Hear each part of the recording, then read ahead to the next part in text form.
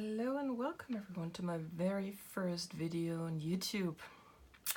Yes, I am doing this, not sure yet why I'm doing this, why I'm putting myself out there, but we're doing it. Alright.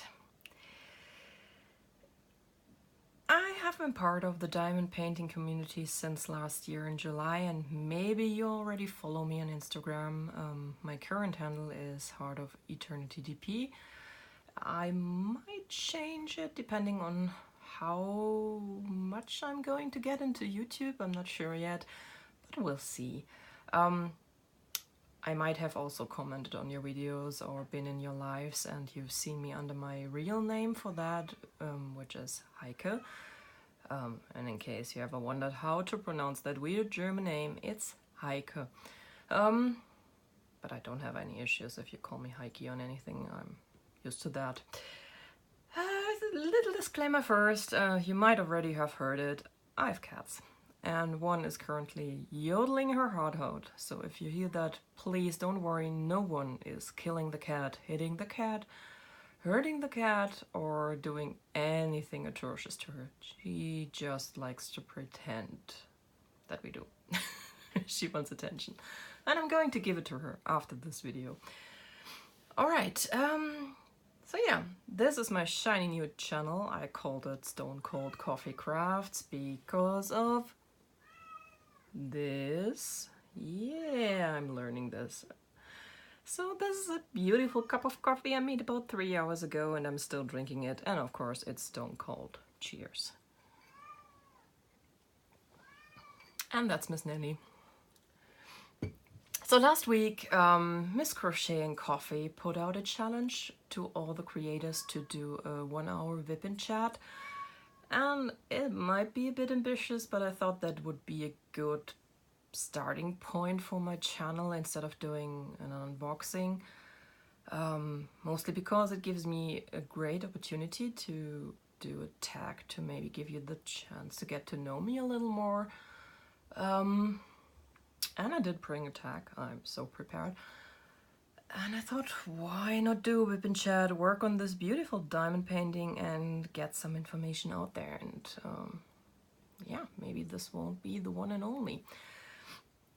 Anyway, I'm sorry for the way I sound today. I'm feeling a cold coming on. I feel a bit, yeah, my voice sounds a bit stuffed up already.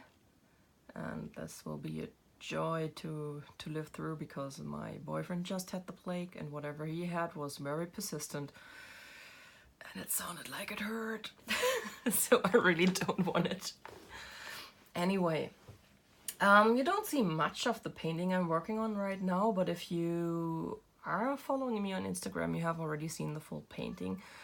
This painting is called August. It's from DIYMoon Shop. German, stumbling, bad words.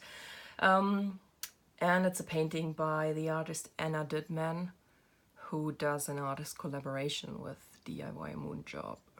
Oh, I did it again. Great, this is a good start. Yeah, anyway.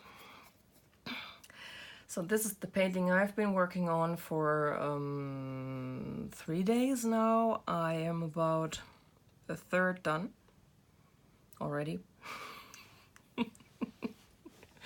I don't have many hobbies, people. And I thought, why not work on this while talking to you? So I printed out the pretty basic get to know you tag, and let's see how many of these questions we can do. But let's start with the color first, and usually I go in order of the colors for the painting, but today I think I'm going to start out with one of the colors that's actually in here a lot, so I don't have to change while answering questions. Let's go for 3047. Are numbers just as bad as words. Anyway, first question, where did you grow up? Well, I was born and raised in a little town called Rüsselsheim in the southwest part of Germany, I guess. Some of you might have heard of it if you come from Detroit, basically, because Rüsselsheim is the headquarter of Opel in Germany, which is a car manufacturer, and it used to belong to GM until recently, until the French purchased it. Yeah, that might be the only reason why you've ever heard of it. It is pretty close to Frankfurt, but I have learned in my time working for American companies that you Americans think everything is close to Frankfurt.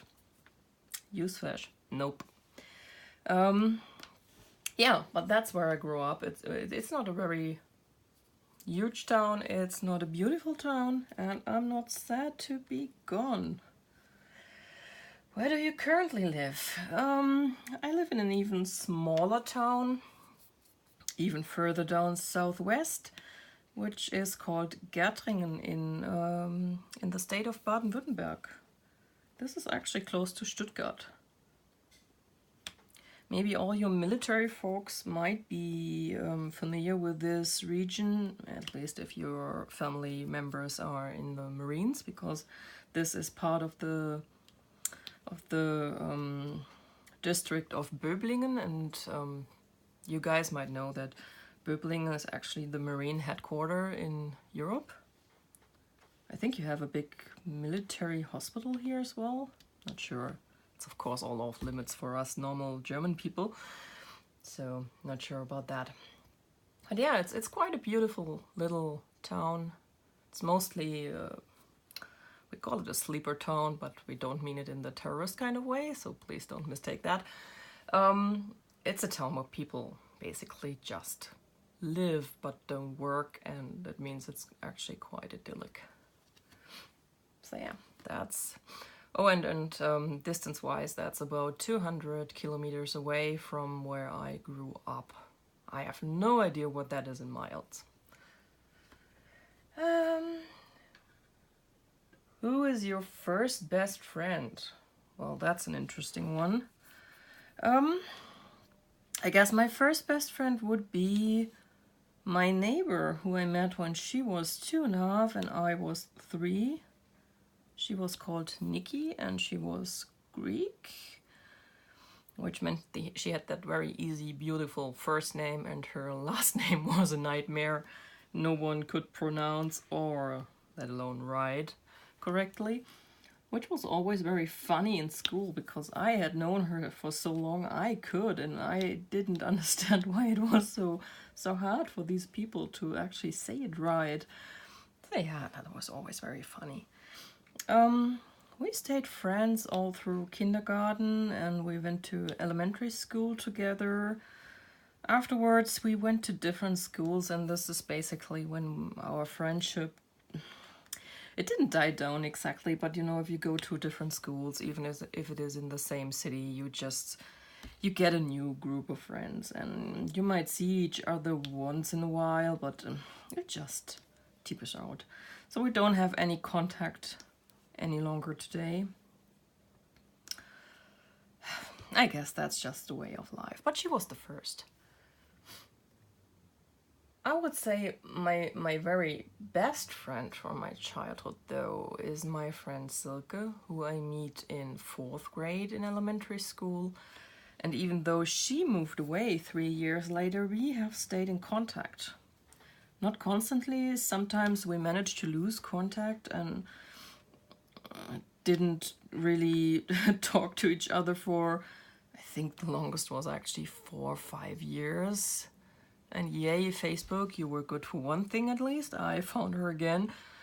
I also found out she moved to the US that way, which was not fun. I wonder why she didn't tell me before she did that, but yeah.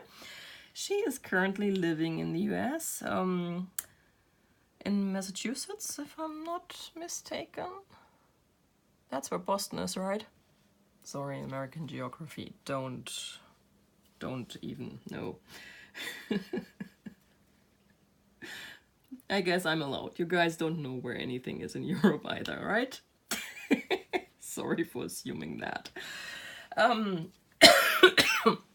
But yeah, I still consider her my very best friend up to this day, even with the loss of contact in between. Because every time we get back together, we just click. It's just perfect. We are never strangers to each other. It's just a beautiful friendship, and I wish she hadn't decided to go to the US, because yeah, we haven't seen each other in 6 years now. But I guess that's just life, and maybe I can convince her that I can come over and visit her, I don't know, this year, next year. We have to agree on something. I don't know. How tall are you? Well, that's very random after who is your best friend.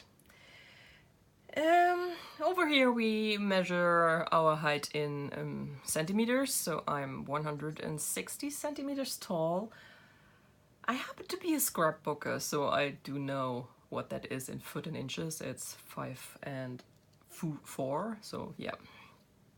I'm not very tall. I wonder what I would look like next to Miss Crochet and Coffee. That would probably be a funny picture, because I remember she is over 6 foot tall. She's taller than my boyfriend.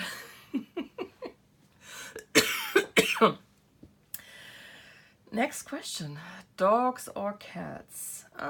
Well, cats. I guess that's a no-brainer. I have cats. I love cats. I have always loved cats. Which doesn't mean I don't like dogs. I actually do. I just never had this urge to own one. I know that my boyfriend, he grew up with dogs, and I know he would have loved to have one.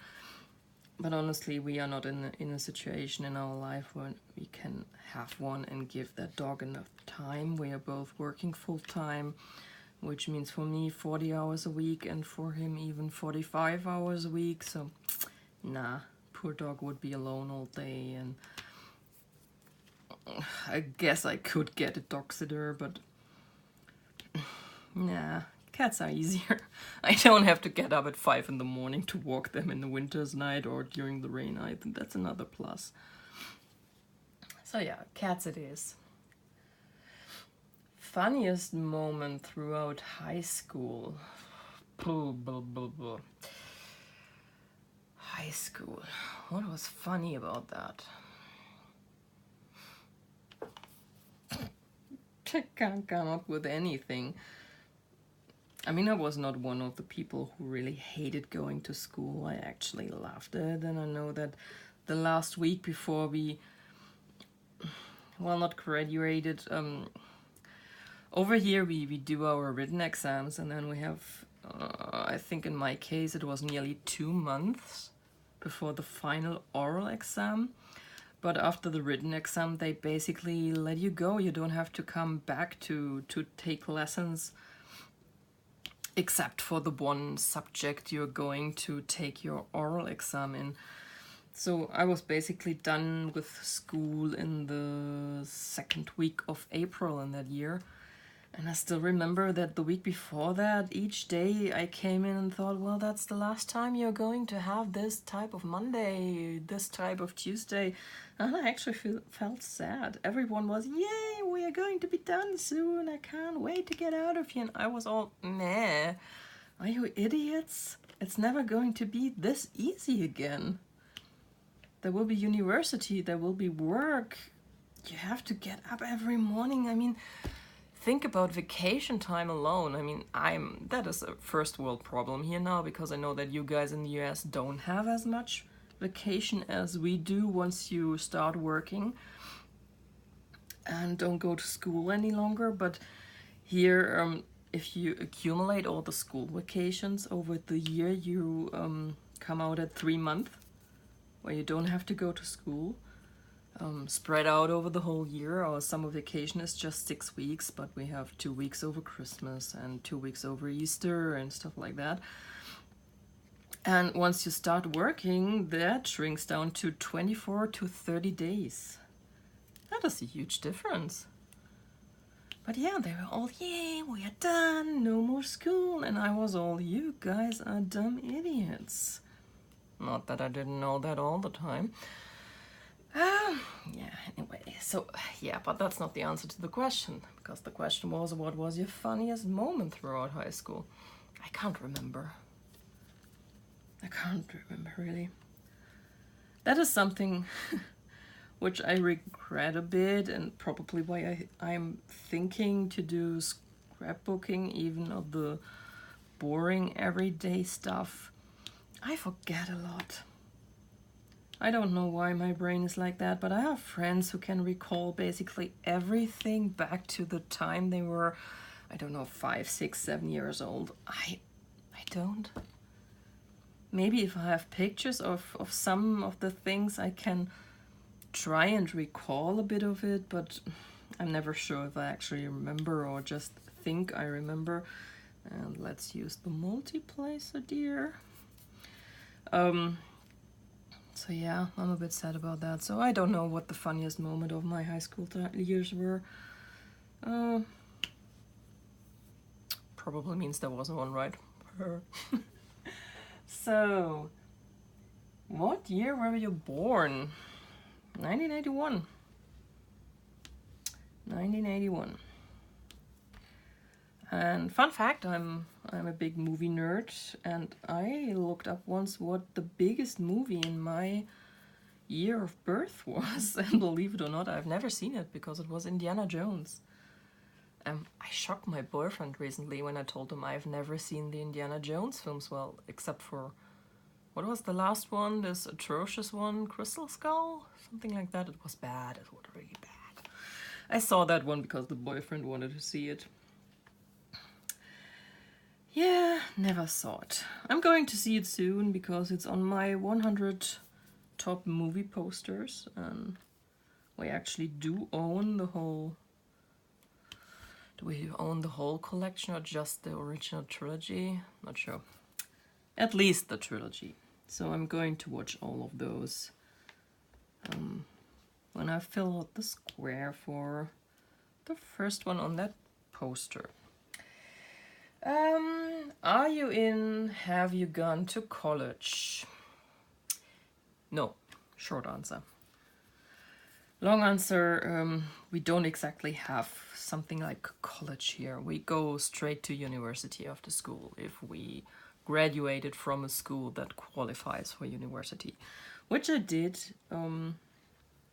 but I went straight into infirm training and I became an IT person, which is pretty boring.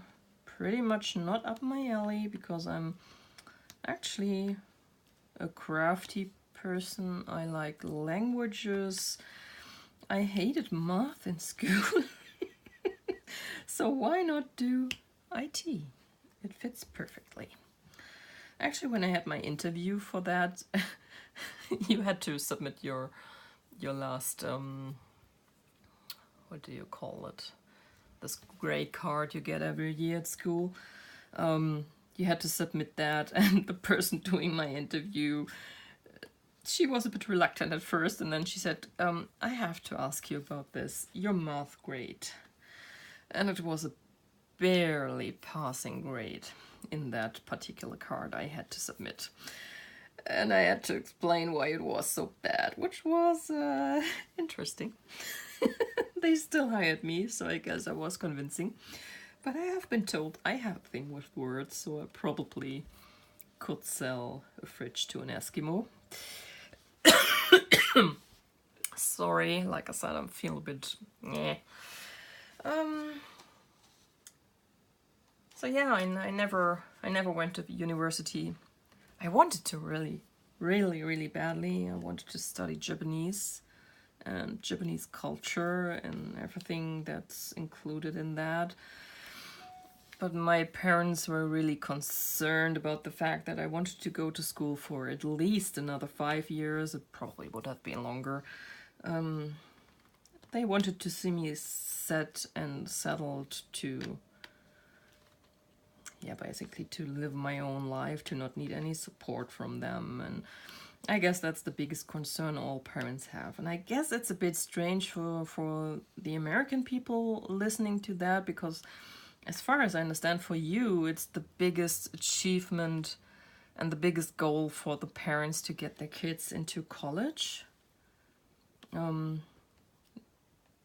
But yeah, it's not really here. So sure, there are a lot of people who think university is the ultimate goal, but there are also a lot of people like my parents who come from a very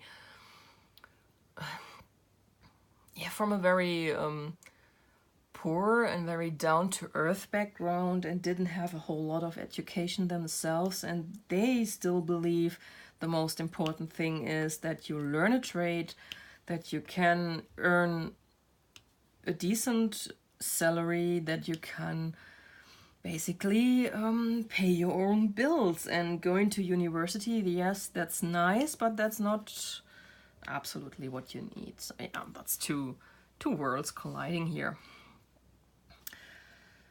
I'm not 100% happy with where I am. I'm also not sad because I actually can pay my bills without any problems, and I can afford to buy diamond paintings just to do them, not to hang them up in my apartment. So yeah, I guess that's a victory. And I can always go to university once I'm retired and bored. That would be interesting. Granny hike at university. But there are actually retired people here who do that. I guess it's the combination of I need something worthwhile to do with my time, and I don't want to knit. And keep the brain active or something like that. So maybe one day. What is your favorite drink? Well, obviously not that, or it wouldn't always get stone cold. Cheers.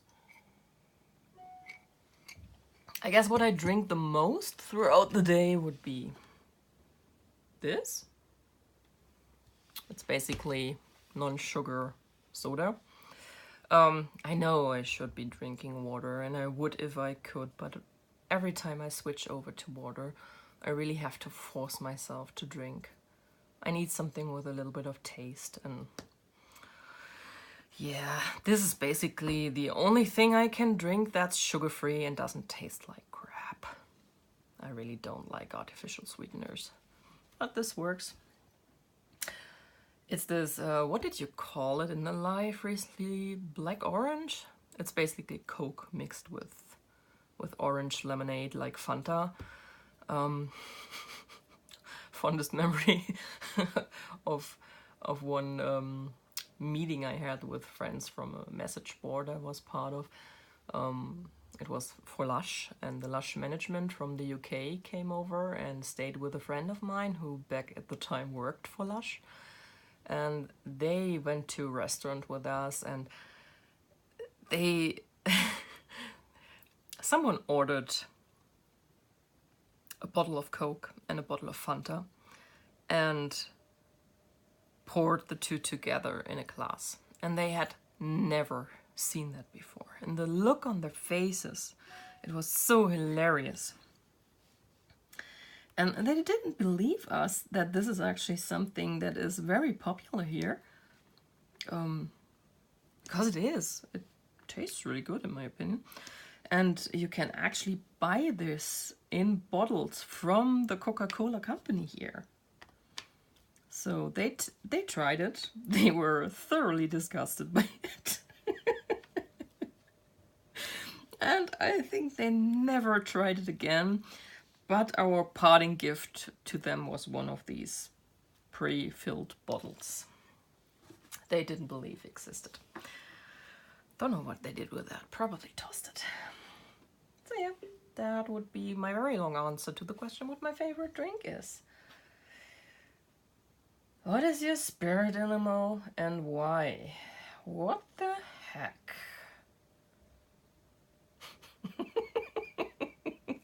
I have never in my life asked myself the question what my spirit animal is. I'm sorry. Is it a cat? Someone has to explain to me what the different animals mean, and then I can probably tell you. No clue at all. Next question. You're wearing perfume. What scent is it? Well, that depends on the season. Right now, and I would say until fall and the cooler temperatures come around again, it would be something very light and on the floral side, I guess. Nothing too overwhelming. But during the cold season, I actually do like deeper scents. I don't really have an example of it. I can tell you that I absolutely hate Chanel No. 5 though, which I always have to keep to myself when my mother-in-law is around. Oh, by the way, he's my boyfriend, but we have been together for a very long time. That's why I call his mother my mother-in-law and his sister my sister-in-law, and so on. So don't get confused. Officially, we are not married. We probably never will be because he is not asking. And yes, I have asked. I'm not doing it again. I'm waiting for his stupid ass to come around. So yeah, I have always to bite my tongue when she's around because it's actually her favorite perfume. And I have to say I like it on her, which is a bit strange, but I guess it's skin chemistry in the end. I just can't stand it. If I smell it from the bottle or on my skin, I just want to throw up. So sorry for everyone who loves that perfume. It's fine, it's just me. It's not you, it's me. Tea or coffee? I like both. Both of them get stone cold whenever I drink them, so I guess I'm an equal opportunity kind of person.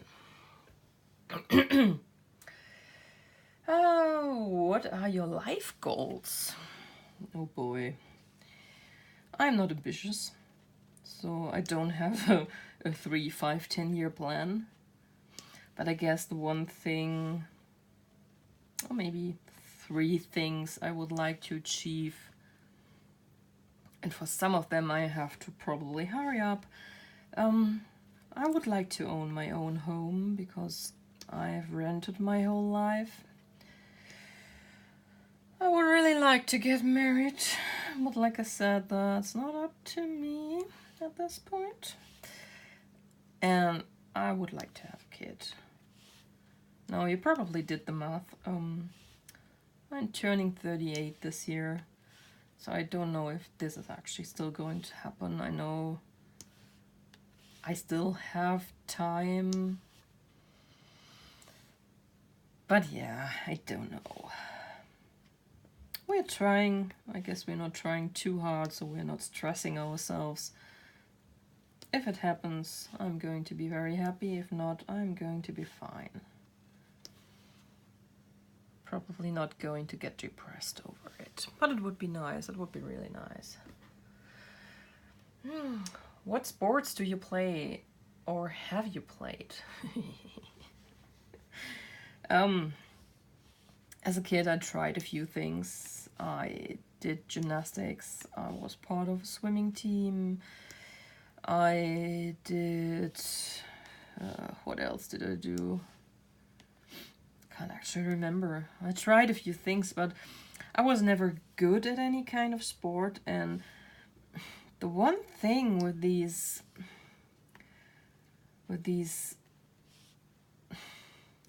it's always so competitive, and if you're the one out of the whole group who's not good, everyone is. It's very annoying. I remember when I did the gymnastics, I was still in kindergarten, and at some point they said I had to switch over to the other group because I was getting too old. But I was not good enough to be in the other group, and I still remember that I bawled basically because they wanted to force me, and I didn't want to do that. I know that I'm not the best at everything I do, but I hate when I'm really, really, really bad at something and can't do anything about that. And with sports, I never could. I'm just bad at it. And I hate that at that early in my life they took away all the fun I still could have had with sports and exercising, because they did. I mean, even worse than the you have to switch groups because you're getting too old thing was when I did the swimming. I love to swim, but I'm very slow. I'm a very slow swimmer. And no, I never got any faster. But it was fun. And then I joined this team and I thought, well, okay, that's a way to get some exercise in every week. And then we had to do this stupid performance for the parents, and as always I was slow, and the guy on the mic who was actually commenting on all the stuff, I don't even know why he was there.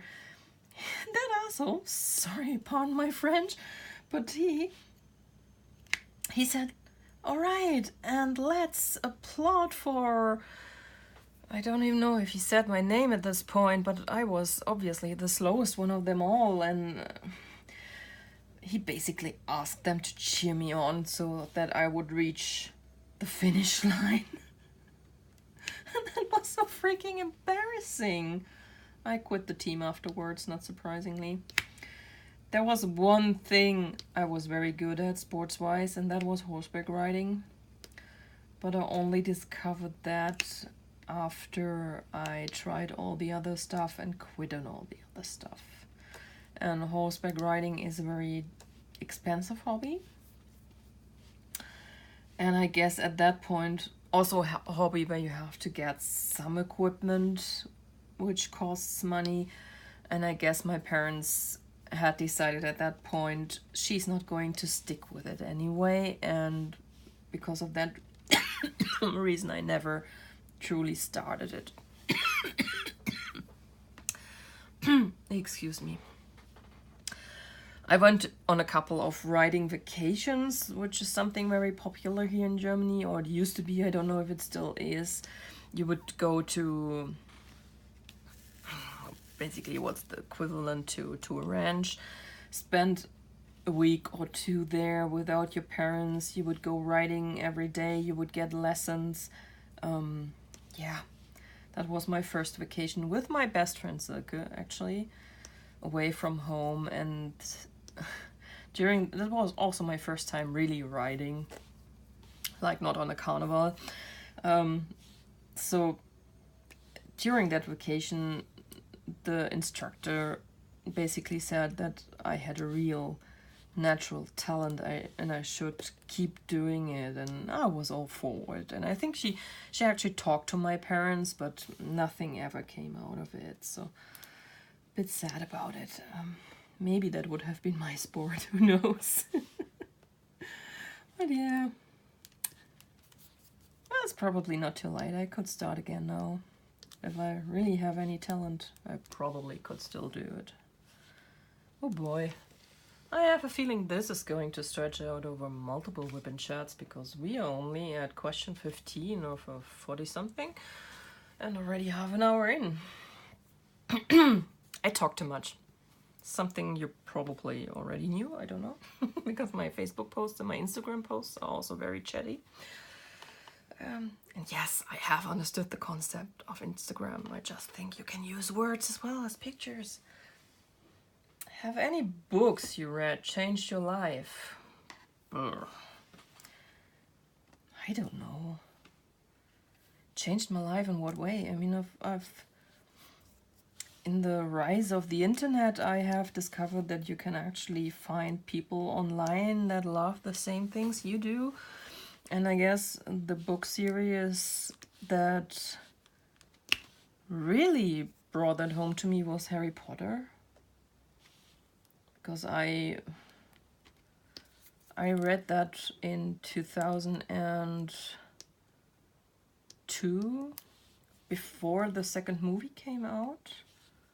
I read all 4 of the existing books at that time, and actually discovered nice communities online which I joined, and I think I need to get new racks here. and became part of this fandom. And yes, that changed my life somewhat because I found a lot of online friends and some of them turned into real life friends afterwards. Although I have to admit, today I don't have contact with any of them any longer. I had one person I stayed in contact with until 2015, I believe, so that was very long. So yeah, that probably has changed my life because since then I have not been reluctant to join online communities and befriend people and actually agree to meet them in real life at some point. That's actually how I met my friends I have here. I met them years ago online and we stayed friends since then, and after I moved here we actually could meet in person a lot more, which was also very nice. So yeah, maybe the Harry Potter books changed my life somewhat. But I've never had one of these moments when you read a book and a light bulb just goes off and you think, yes, I've missed that from my life the whole time or anything like that. What is your favorite movie? You would think that's a question I could answer because I mentioned that I'm a movie nerd. And I love movies and I've seen hundreds of movies in my life already and I'm seeing many more each year, but you know what? There are so many I love and revisit. There isn't just one favorite movie. Can't really think of one. There are a couple of movies which I've never fallen out of love for, I guess. Like Silence of the Lambs is one, which I've seen over 2 decades ago now, so, and I see it at least once each year. Still love it to death. But yeah, favorite movie? Nah, it's just like favorite song. I never have an answer to that. What are your favorite YouTubers? Well, I'm subscribed to, I guess, pretty much everyone in the diamond painting community who does videos, and I'm not going to pick favorite there. I love you all, guys. Aww. What I really do, I watch so many diamond painting videos each day. Yeah, no favorites there. Well, it's not actually a YouTuber. I think it's more of a commercial channel because they do it for a living and they are part of fandom, which I think is actually a company. But I love the Screen Junkies. So if you've never heard of them, they are the guys who do the Honest trailers. You really have to look that up. They have been nominated for, is it the Emmy? The TV award? I think it's the Emmy.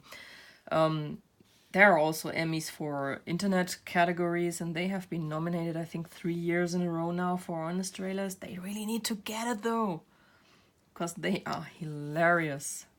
There's a new one each Tuesday, and there's also a commentary video where the creators go through the trailer and comment on it and add some deleted scenes at the end. I love it so much. But I also watch their daily show about all the entertainment news mostly in the movie community, and stay up to date there. I watch their reviews. Yeah, they are my favorite. I've seen other channels like that, but they are my favorite on that part. But like I said, they are not really a YouTuber as such. They are doing it for a living, professionally. Still great though. What else?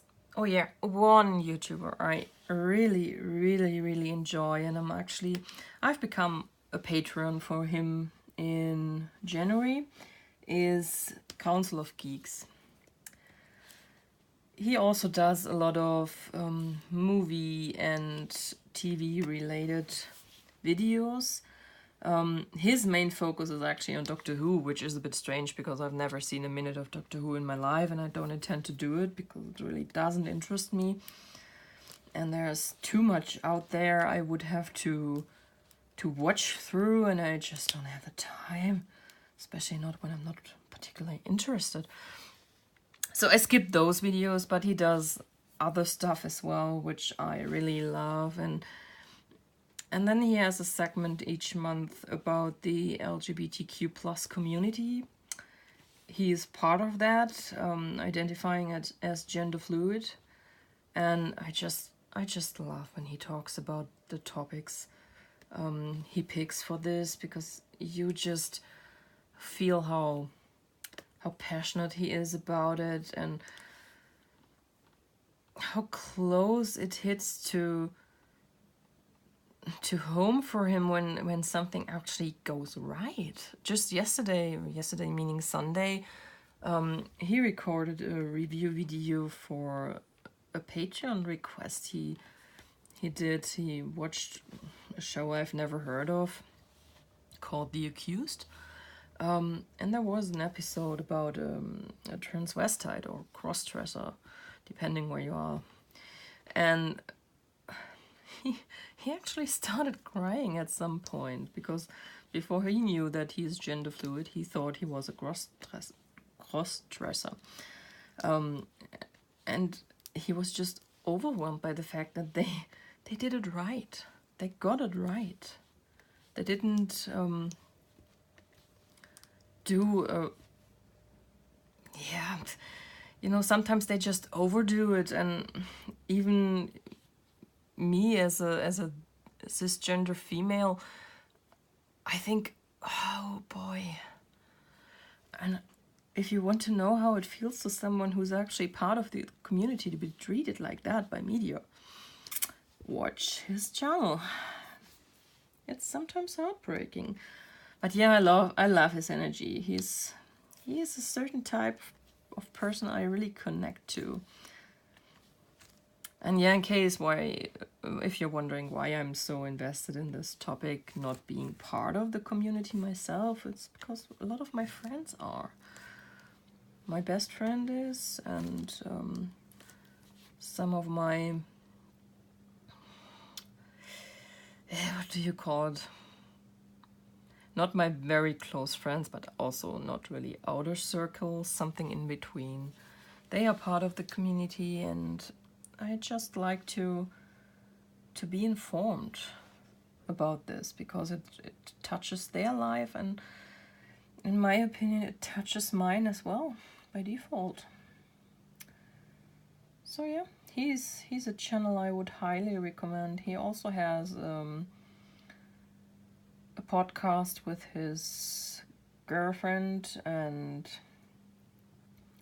they discuss basically comics and books in that podcast for kids mostly. I don't remember now. I think it was called Punch Like a Girl, but they had to rename it because they had some issue with the company claiming this name. Fight Like a Girl might be the new name. No, I can't remember, sorry. But if you have kids, especially if you have daughters, but yeah, sons should read it as well. They read stuff that is either centered around female characters or intended as reading material for, yeah, I guess mainly girls, but you should teach your boys that there's no such thing as things for boys and things for girls, and everything is right, and if Johnny wants to wear pink, that's just fine. Sorry. So yeah, that would be my favorite YouTubers, I think. Do you speak any languages, and how well? Well, I obviously speak English. I leave it up to you how well I do and how bad my accent is and stuff like that, but I tend to think I'm not too bad. Especially considering I didn't learn most of my English in school, but mostly from reading and watching movies and TV and going online and chatting to people and stuff like that. School English was really bad. My primary language is German, and I believe I speak that quite well. If anyone disagrees, they might please stay quiet. No, I actually I had to take a test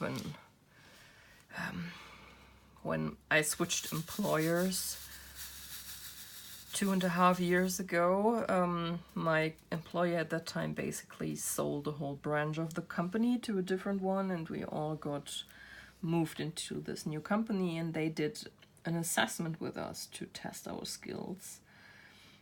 And I scored over the board in the language skill test, which really was strange to me, because this was basically, the test was you had to read something and then you had to answer a question about that, and it just determined how well you read the text.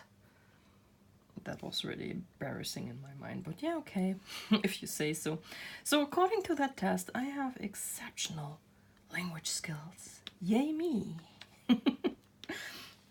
Those two are the ones I speak and understand and write fluently. I can also read a bit of Dutch because of the boyfriend. He is half Belgian, from the Flemish part of Belgium. His mother actually met his father, I think, when she visited family in Frankfurt, and he was from around there, and yeah, she moved to Germany when they married. So the boyfriend doesn't really speak it fluently, but he understands it, he reads it, and I can read a bit, but I don't understand it. When people from the Netherlands or from the Flemish part of Belgium talk to me, I don't get a word. Don't know why. But I've always been like that. It was the same with French. I could read it and speak it before I really understood people when they talk to me. Not sure what that is, but that's an issue I've had with that language as well. Not with English, strangely enough. I didn't like it very much when I started to learn, because I had the probably most awful teacher the whole school had to offer, and I hated her. But yeah, that sorted itself out later. No problem. Which brings us to French. I used to be fluent in French. I used to be quite decent at it. And by now I've forgotten most of it. I stopped taking French lessons in '99, which was grade 11 for me.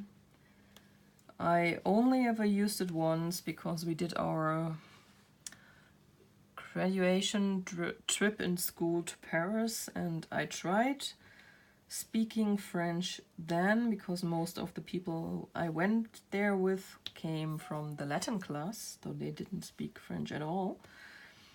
And I tried, but I don't know if you've ever been to France, but back then it was still pretty bad, even in Paris. If they realized you weren't French, they liked to pretend they didn't understand when you spoke French. And at that time I hadn't used my French in over a year, so I was very reluctant to do it anyway. And then they pretended they didn't get me, which was not helpful and not nice. I have no problem with French people, but I sometimes think they could be a bit nicer to people. Maybe that's just me. Yeah, it's probably because I felt embarrassed. I tried talking in French and they didn't understand me, and I didn't like that at all. Yep. That's all my language skills. Are you single or taken? Yeah, very taken. Been taken for a long time. I don't think that's going to change anytime soon. So yeah, taken. What is your idea of your dream date? Oh God, we've been together so long, we are incredibly boring. If we go out for dinner and a movie, that's the best date ever. It doesn't get any better than that. And we actually did that last week when we went and saw Captain Marvel. So yay, we went on a date.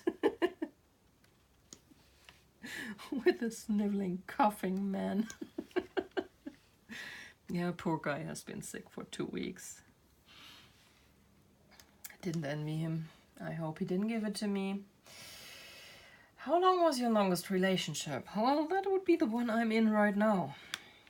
We've been together for over 18 years now. Relationship started in November 2000.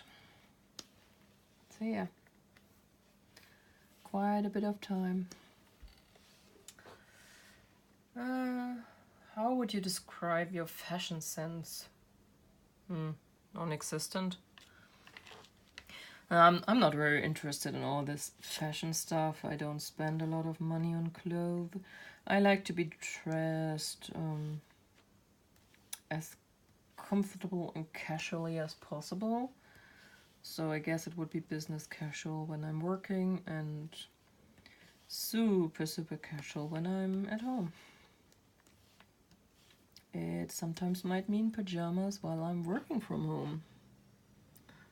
And I think no, it's correct.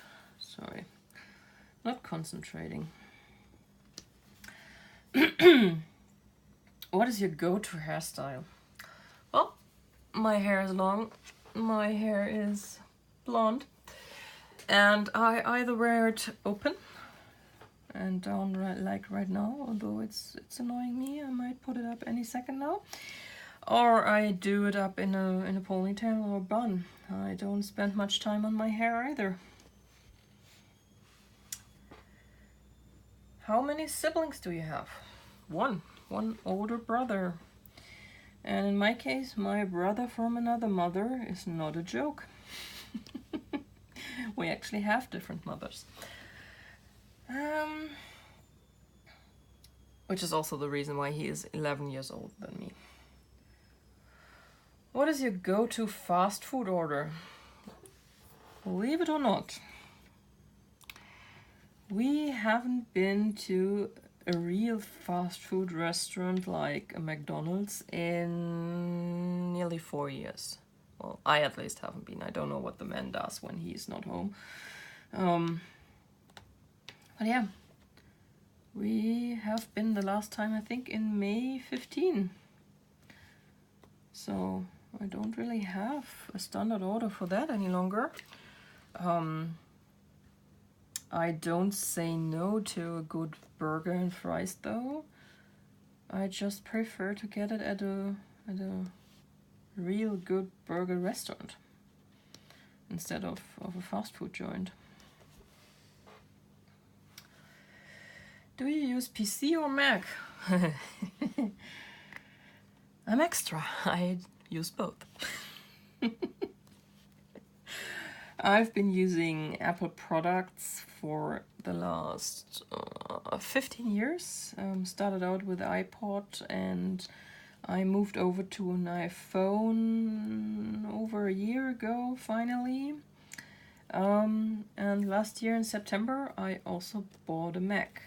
Not a MacBook though, I wanted a real desktop computer. So I bought an iMac with a huge screen. And yeah, I still haven't managed to fully transition yet though. I still have a laptop with Windows on it, which I use in parallel, though not very often. I think I haven't used it in 4 or 5 weeks now. But I still have a lot of data left over that I couldn't properly move to the Mac because my PC died the moment I got the Mac. And I couldn't do this data transfer thing you can do with them.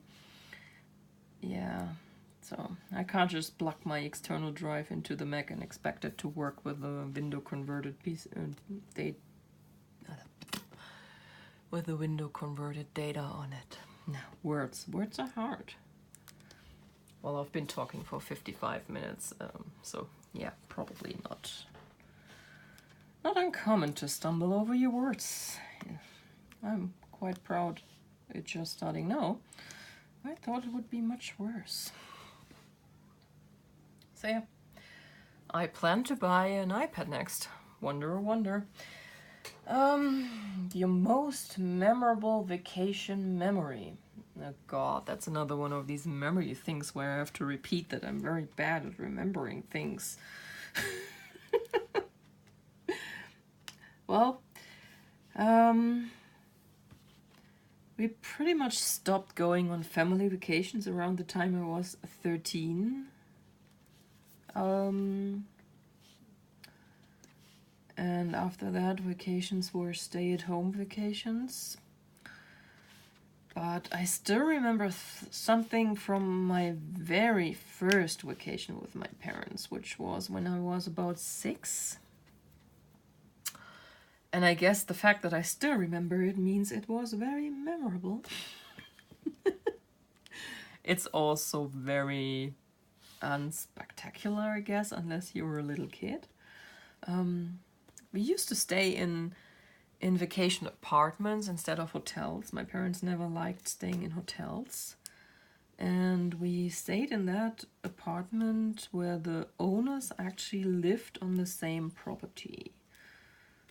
And I remember that one day my mother had been doing laundry. That's one of the reasons why they always wanted to stay in apartments instead of hotels. So they could cook their own food and do their laundry and didn't have to carry it all home and do it there. It was very strange, never understood it. But she had been doing the laundry and she was hanging it up on the clothesline. And I remember that small dog that belonged to the owners of these apartments. He was always running around on the property, and he came up to my mother and sniffed at her leg, and suddenly he peed on her shoe. Yep, that's the whole memory. But yeah, I guess it's something that's very funny to a little kid, because I still remember it to this day.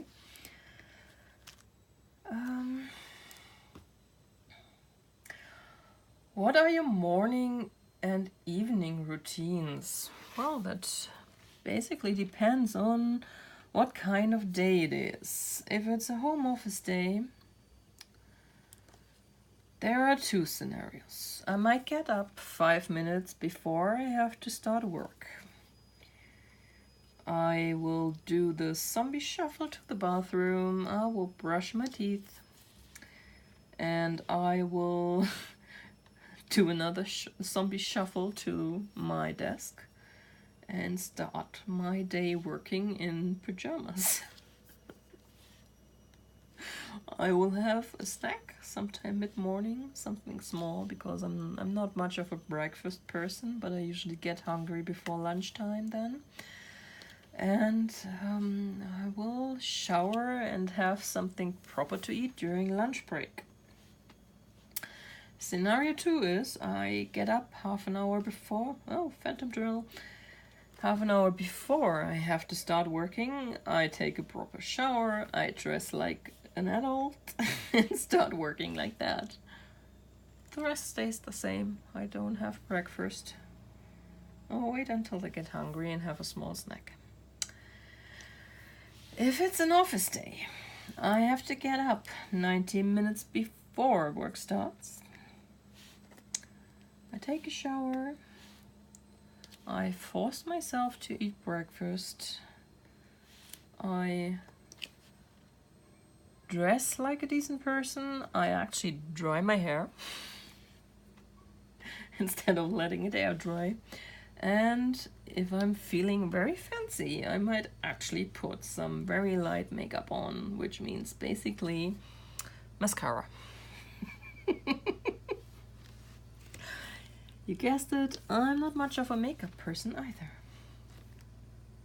Surprise. Yeah. My evening routine is pretty much I should go to bed and I don't. I stay up way too late. Then I finally go to bed just to decide I want to read for a little while, so it gets even later. At some point I finally decide to shut off the light, put away the device I've been reading on or the book, though these days it's mostly a device. And I can't fall asleep. When I finally fall asleep, I sleep like the dead. And the next morning, I will probably not get up when the alarm rings. I'll sleep for another half an hour and do the zombie shuffle in my PJs to my desk afterwards. Do you have any bad habits? Oh, plenty of them. Most of them actually related to my eating habits. And I guess I'm also a professional procrastinator. I'm very good at it.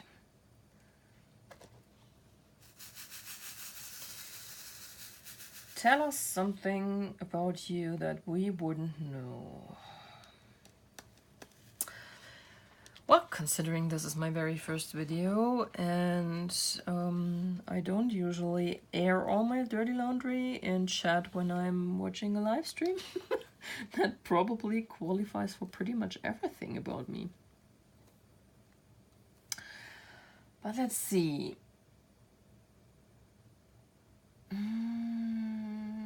I talked about Silence of the Lambs. I think that's the movie I have seen the most in my life. And the reason for that would be that my godmother, when she realized I hadn't seen that movie, she was so shocked about it. And I was like 12 or 13 at the time. I was not in the age range for that movie, for sure. She decided I had to see it. So she had the tape. Yeah, good old VHS tape times. She put it in for me in my cousin's bedroom, put me in front of that TV, and left me alone. Yep. She didn't just think I absolutely had to see that movie at that age. She also thought it was a good idea to let me have that movie without any supervision. And let me tell you, she's a very, very, very lucky woman that I don't tend to get nightmares from movies. The only movie I can remember that actually gave me nightmares were Jaws 2, I believe. I actually saw that before Jaws. And I was very young. I was like 10. And the original TV movie It. Say hello to the clown Pennywise once again. Hi, Christy. When did I see that for the first time? That was actually after Silence of the Lambs. But Tim Curry and his version of Pennywise the Clown was so damn scary that this actually gave me nightmares, where Silence of the Lambs never registered as a horror movie for me. It still doesn't, but it's actually classified as a horror thriller. It was always a thriller for me, but yeah. Anyway, so yeah. So you have learned that I'm loving Silence of the Lambs. Now I'm going to tell you how much I do. I can recognize this movie without seeing it, just from the scene when Lecter escapes and kills these two police officers, just from the part of the scene where the police officer is screaming. And that freaked my boyfriend out at the time. He was channel hopping and I was sitting at my desk with my back to the TV. I didn't see what he was watching. And he landed on Silence of the Lambs just when this scene happens, and the only thing I heard was the scream of the police officer while Lecter kills him. None of the dialogue before that. And I said, "Oh, Silence of the Lambs, fabulous!" Yeah, poor guy. Well, that's at this point he already knew just how much of a freak I was. He loves me. He just doesn't want to marry. Nothing to do with me. Yeah, another it's me not you situation, apparently.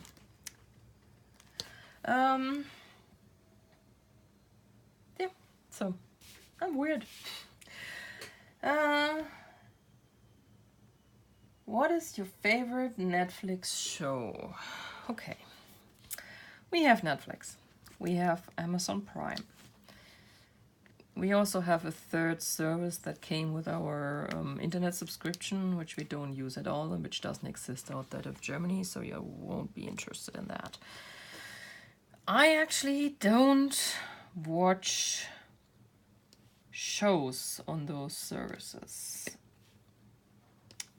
I'm not very interested in them and I just don't want to invest all the time. So yeah, I basically use it for movies, and in case of Netflix, the documentaries actually. I like those. And I don't have to really watch them, I can just listen to them. So with TV shows, depending on what it is, I have always the feeling I miss too much if I don't actually actively watch them. Long answer short, I don't have a favorite Netflix show. I think the only Netflix shows I've seen is the first season of Luke Cage and maybe 4 episodes of the first season of Jessica Jones. I think that's what it's called. Yep. The only recent show I've seen, which is also exclusive on a streaming service, at least over here, is Lucifer.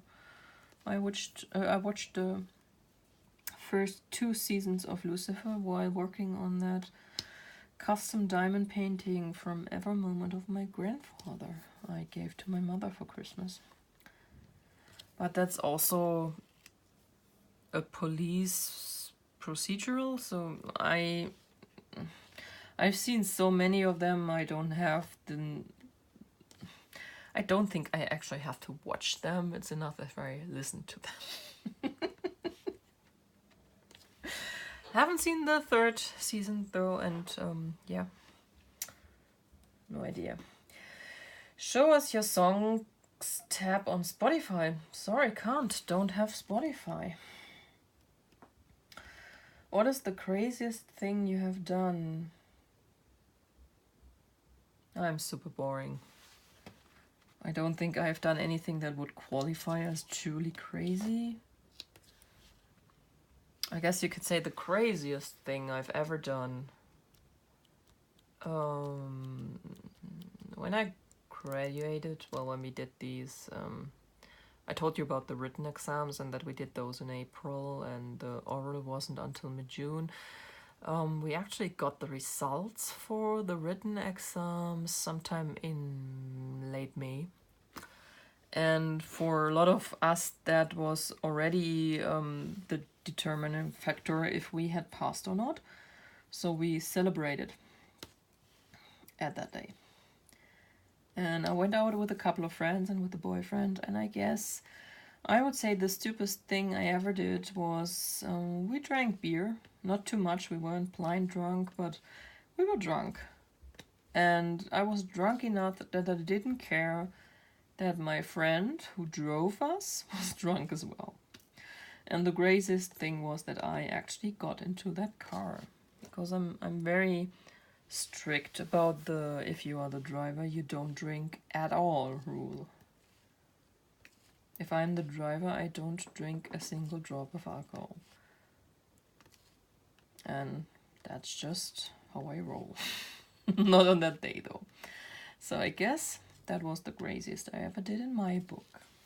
Which you have to agree is probably not the craziest most people go.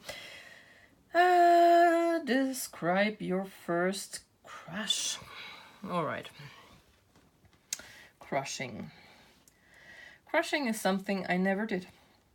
I don't know what people talk about when they talk about butterflies and blushing when talking to the person you for whatever reason don't know but like so very much. Hasn't happened to me. I usually go down the road that I just like someone like a friend. I get to know them better. I always talk normal to them. I never get flustered or beat red when I do it. And one day I realized, I think I actually like that person more than a friend. But I've, up to this day, never had butterflies. So I can't really tell you who my first crush might have been. There were very few boys where I realized at some point in time that I actually was a bit in love with them. But first time that happened, probably in 6th grade. Yeah, he was just a regular boy, dark-haired, very awkward, kind of cute, nothing special. Probably why I liked him. Not full of himself, the most important thing. What theme parks have you been to? Let's say theme and amusement parks. I've been to one here in Germany, close to Cologne actually, called Phantasialand. I would call that more of an amusement park and not a theme park. I don't remember much of it. I know that my brother was around for it. There are photos, but I was something like 4 years old, so no recollection whatsoever. I went a couple of times to a fairy tale themed one, which is actually more for smaller kids. So we went there when I was a smaller kid. I think the last time was when I was around 7 or so. I still mildly remember that. And then I went to Paris a couple of times to the Euro Disney Resort. I think that's the official name of our Disneyland here in Europe. I went once during Halloween season at the beginning of October actually. So that was really great. Good weather, very few people because it wasn't too close to the actual Halloween. And I guess back at the time Halloween wasn't much of a thing here anyway. It still isn't, but they are trying to make it bigger than it actually is. Which I don't mind because I've always loved Halloween. And the next year I went again during Phantom Journal during Christmas break. And we actually went right before Christmas. I think it was the 21st to 23rd of December, and it was horrible. It was really horrible. Can't recommend it. I also found that the Christmas theme wasn't as impressive as the Halloween one. So I always wanted to go again during Halloween season. And that's, I think, trying to remember if I think I once visited the is it the holiday park? But that's also more of an amusement park, and yeah, I can't actually remember if I went there or not. I'm afraid of heights, so I'm not a big fan of amusement parks anyway. Oops, dropped it. What was your dream job as a kid? Oh, by the way, I just decided we are going to finish this, no matter how long it takes. We are 15 minutes over the hour, so I guess we can just go on. We're having a run. What was your dream job as a kid? I think I went through the usual motions most girls do. When I was in kindergarten, I wanted to become a kindergarten teacher, although this is not actually a teacher position here in Germany. We don't count kindergarten as part of school. Kids don't really learn in the traditional fashion there. Of course, they learn some things. They sing, they play, they learn poems for Mother's Day and stuff like that, but they don't do any school stuff. That starts with first grade, and I think that's early enough in my opinion. Then I wanted to become a vet. I think that's something nearly every girl wants to become until she realizes that actually not just means petting pets, it also might mean putting them down. And no, that's not going to happen. I still cry when I see shows on TV where this has to happen, so no. Nope. And then I think I actually thought about, how did these drills spill? I actually thought about becoming a teacher at some point. But back in the day when I was still in school, they kept telling us that we shouldn't become teachers because the one thing this country doesn't need any more of are teachers. Can you guess what they are desperately looking for now? Yeah. They are now hiring people who actually never went to university to become teachers, to be teachers. This country is sometimes so strange, let me tell you. So yeah. I think that were my dream jobs as a kid.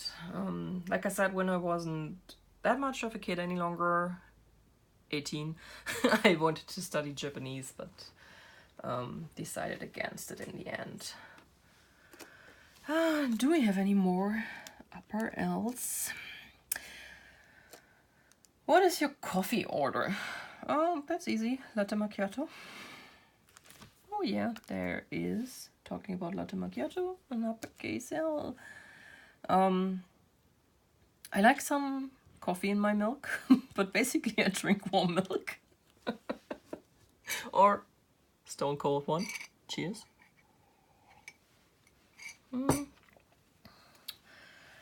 Next question. What is your favorite thing to order on Uber Eats? Sorry, that doesn't exist here. Have you moved from home? Where to? And how was the experience? Yes, I moved out when I finished my infirm program at 22 and a half. I moved to Cologne. The company where I trained offered me a job, a permanent job, but it was in Cologne, which was 2 hours away from home. And I decided I would take the risk and move there. It's been very quick. I interviewed for the job. I got the job. I went to take my last exam to complete my infirm training. It was the oral. And afterwards I went straight to the office to sign my new contract. Went home, drove to Cologne, looked at an apartment, liked it, signed the contract, and was done with it in a day. I then lived for about 4 weeks with my older brother, actually. He already was in Cologne. And while I had to wait to get my apartment. I signed the lease, but the previous renter was still in there and wasn't moving out until mid of February, and I signed third week of January. So 3 weeks I lived with my brother. I lived there for 18 months on my own. Didn't have much of an issue with that. I've always been very independent. So I didn't have an issue being alone. Although I also commuted at the time. I went home every weekend to see my family and my boyfriend. And after 18 months, my boyfriend moved in with me. We stayed there for another 2.5 years, and then we decided we wanted to go home. It was a bit of a conscious decision, but there were also circumstances that helped the decision along, let me say. So we moved back home. My parents, interestingly enough, had since then moved themselves. My father retired, and my parents had built a house for their retirement in the village my mother grew up in, which was an hour away from our hometown, or my hometown. And yeah, they had moved. So they are still living there. Surprisingly. They also still retired. So we stayed another 4 years.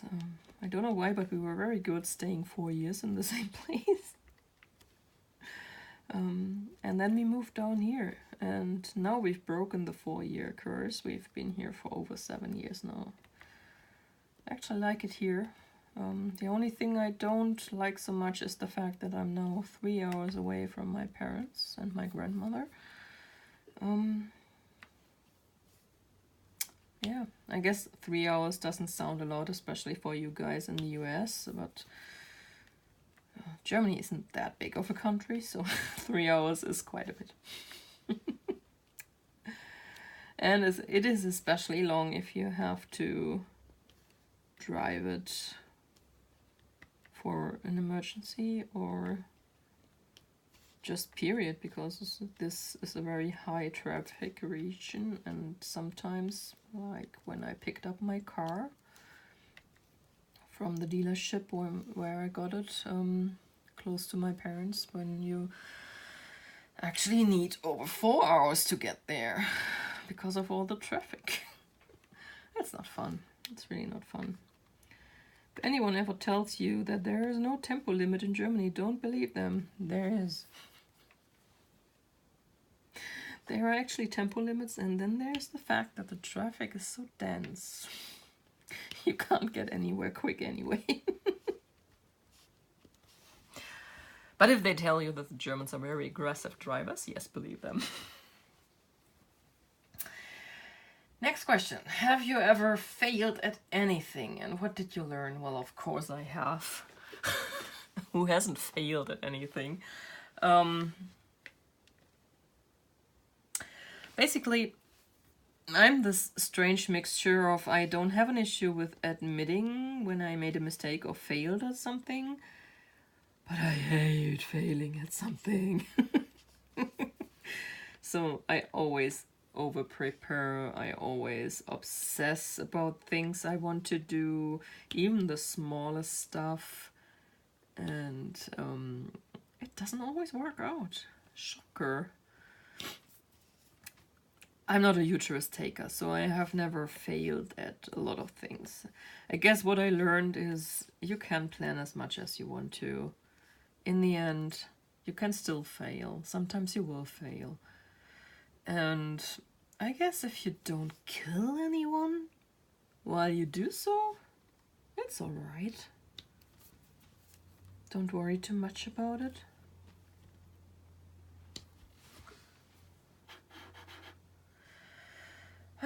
How many countries have you traveled to? Not too many. Some of these countries I've only traveled through.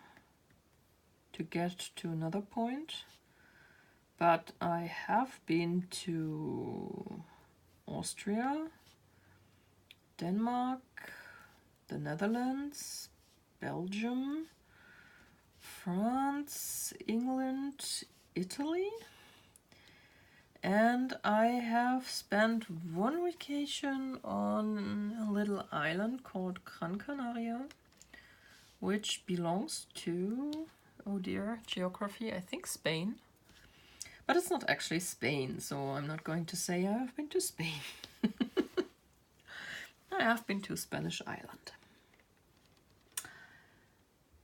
I think that's about it. My parents basically like to spend our vacations in Germany, mostly up at the ocean. The only out-of-country vacation was that one to Gran Canaria. And that wasn't really a good one, I have to admit that. I was very excited. First time flying, first time really going out of the country, not just to, and sorry my Dutch friends, but it's not very spectacular going to the Netherlands if you live in Germany. So not just to the Netherlands. And yeah, in the end I wasn't very impressed. I wasn't sad that we went back to the North Sea the next time we went on vacation. And the boyfriend and I, we don't really travel. In the first years we couldn't afford it. And now we have the cats and I don't like to be away from them. I miss them horribly. And I'm actually quite surprised they are both so quiet, even though I've been talking constantly for over an hour. Yeah. Sometimes they really go on my nerves and I'm so annoyed by them, but the moment I'm away, I want to be back with them. I'm such an old lady. Who is your celebrity crush? This is pretty much like with real life boys. I don't crush on celebrities, and I never have. Even as a teenager, I have never done that. And I was a Take That fan. Don't get me wrong, I did the boy group thing. I was a kid of the 90s, I did it. But I was never one of those screaming, hysteric, when I'm grown up I'm going to marry Gary Barlow girls. And I always found them completely stupid. Again, sorry if you were one of them. But my, at the time, 13-year-old me didn't get that and wasn't kind about it. So what I do usually, and this mostly applies to actors, I don't encounter that with musical artists or stuff like that. I discover an actor in a movie. He or she could be an actress as well. It's not limited to the guys. He or she impresses the hell out of me with whatever they did in that movie. And I call it I fall in love with them. Which basically means I want to see everything they have ever done in their career. And then I do what I call stalking their filmography. I watch everything I can get my hands on. I have a lot of those. I guess my most intense one right now is Robert Downey Jr. Which, yes, I will admit I didn't discover him before I saw Iron Man by accident. I'm a huge comic book movie fan these days, but I was never a comic book fan. It's just not my medium. I like reading books and I like watching movies. But comic books are this weird mixture of too many pictures and too little text to be a book, or too much text and too little moving pictures to be a movie. I don't know, it's just not my thing. I never liked it. I probably never will. And believe me, the boyfriend has a freaking huge comic collection. It's taking up so much room. But I can't complain, my stuff takes up way more room. So I'm not complaining. I do it silently. So yeah, that's when I discovered him. Usually when I discover an actor like that, I then discover that I've known them for years, that I've seen them before, and they either didn't impress me much, or it was so long ago that I actually don't remember the movie I saw them in. For Robert Downey Jr., for example, it was Weird Science. I saw that as a kid. And he plays one of the bullies in that movie. I hated that movie. Even as a kid, I hated it. I absolutely did. But on that note, I'm not a fan of American comedy of the 80s and 90s. I just don't like it. I never have. It's too loud, it's too on the nose for me. So I never clicked with that anyway. So I saw Weird Science, but when I saw Iron Man for the first time, I didn't remember that movie apart from the fact that I hated it. I wouldn't be able to tell you who was in it. I actually own this movie now. I have not rewatched it. I just bought it because I'm a completionist. And I'm like with Pokemon, I'm gonna have them all.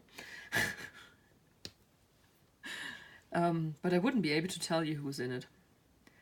I also don't remember what's happening in this movie, aside from the fact that they turn a Barbie doll into a woman somehow. Yeah, I'm probably not going to watch it anytime soon. So yeah, this is probably my biggest celebrity crush right now. But if you have never revisited one of his older movies and would like a recommendation, I would say go and watch Chaplin. He did Chaplin in... it was in the 90s. Don't know when exactly. Was it 97? 96? Something like that. He played Charlie Chaplin, obviously. And the movie was done by Sir Richard Attenborough. And it's a gorgeous movie. He's so good as Chaplin. There's this one scene where he actually they show how one of these movies was made, and they play the scene, and if you didn't know that it was Downey and not Chaplin, you would have never realized it. I guess one of the reasons why he was so good at it is because he already had all these drug issues back then, and Attenborough really had to fight to get him on this movie, and he wanted it so bad that he spent months preparing for it, and it really shows. It really shows. He also got an Oscar nomination for it as best lead actor. He didn't get the Oscar, and maybe that's a good thing, because we all know that he had loads of issues at the time, and maybe it wouldn't have helped if he had gotten the Oscar on top of that. I don't know. I'm just glad that he's still around, that he's still making movies. One of his newer movies I enjoy very much is The Judge, with him and Robert Duvall and Vincent, I'm going to butcher his name, is it D'Onofrio? I love that guy, but his last name is killing me each time. And Vera Farmiga. It's about this really strained relationship between a son and his father, and His father is getting up in age, and it's also a bit of a I don't want to spoil it, but if you like family drama, go and watch it. It's very beautiful. I like it. It's sad and beautiful, actually, because you see a lot of things related to parents getting old that are heartbreaking, but just a fact of life, I guess. I'm seeing it with my grandmother right now, and one of these days I will see it with my parents.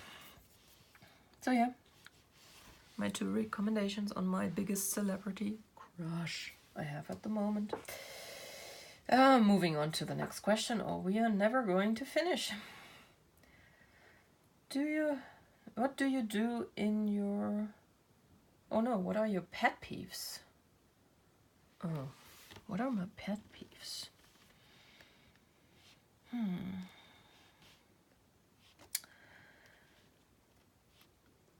I hate it when people stonewall me. I have talked about it before in several live chats. I worked in, I call it customer service. Actually, I was in a position in internal IT for a big IT company. And it basically meant that we supported the company's infrastructure, but also the computers the employees used. And basically that's a customer service position because our employees were my customers. And I have a customer service personality. I help. And even if it's not part of the process, or if it wasn't because I'm no longer in that job, I always try to help in some way. And if it was just only pointing them in the right direction, or just listening sometimes. Sometimes it's really just listening to people. And I hate it when I encounter people, especially people I have helped before, because I've had that too. And they just stonewall me instead of returning the favor. You know, when they tell you that's not part of the process, and you say, yeah, please, I'm not aware of the process. Please explain it to me. And they're just being a-holes about it and not helping you at all. That is something that really drives me up a wall. I'm usually very relaxed. Not much can ruffle my feathers, but this is a surefire way to do it.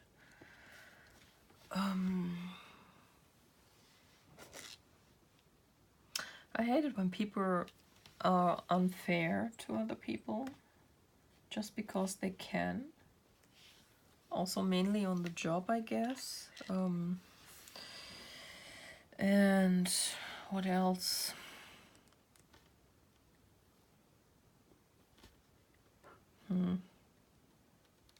I probably have many more, which I can't think of right now. What do you do in your free time? Well, this, obviously. I do a lot of crafts. I am a paper crafter. I mainly do greeting cards. Oh, just wait a second.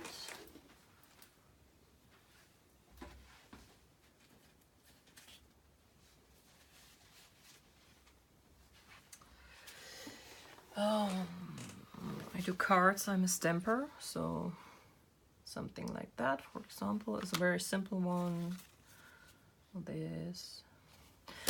One of my favorite things, and Rachel Ray learned that recently, I love shaker cards. I think they are so much fun and I love them. But I also do the simpler things in life. Ooh, more shaker cards. And Halloween. Yeah, that was actually my main craft before I switched to diamond painting last year, and I have been neglecting my cards quite a bit. I have to learn to divide my time better because I haven't made many cards since I started diamond painting, and that's just, yeah, I'm a bit of an obsessive person. I have started cross stitching again, and I just finished my first cross stitch in over 20 years. Yeah, officially yesterday. I say Saturday, but actually I finished it shortly before 2 a.m, so it was basically Sunday. And of course I forgot to bring it. Just another second.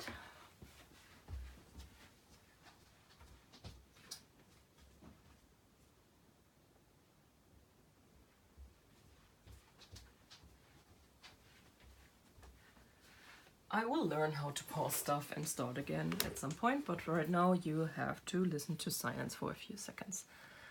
So this is the cross stitch kit I did and finished on Saturday. I think it turned out pretty good. It was actually one of those kits where they print the charge on the chart, or more words, on the fabric. And I was so afraid that I was putting all this time in stitching this and then the stupid colors wouldn't come out, because they were very bad. The one behind the white was a bright orange, and it was so strong that you actually couldn't see these pinks in the cheeks here. It was crazy, but it came out all right. So yeah.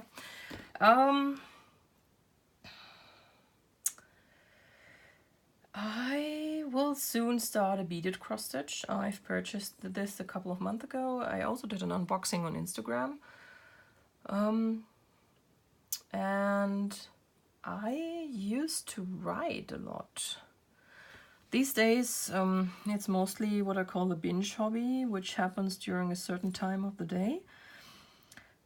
Those of you who do some writing in their free time probably have heard of National Novel Writing Month, or I think you call it NaNoWriMo. Me personally, I'm German, I call it NaNoWriMo. But don't mind me. And I used to do that, so I would take out November and just write like the devil was after me.